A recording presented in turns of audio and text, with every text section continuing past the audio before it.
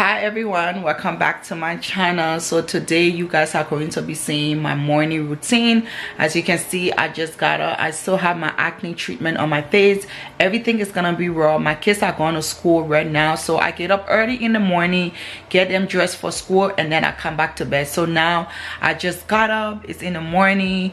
Yeah, so I don't want to talk too much. You guys are going to come with me. I'm going to talk through this video today. I usually don't talk to my videos, but today I'm gonna be talking to my video, and I want you guys to come along with me and see what I do in the morning after my kids go to school. So let's go.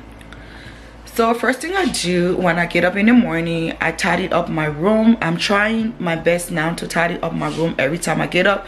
Sometimes I be in a rush and I just leave my room. So today I'm gonna be cleaning up my just tidying up my room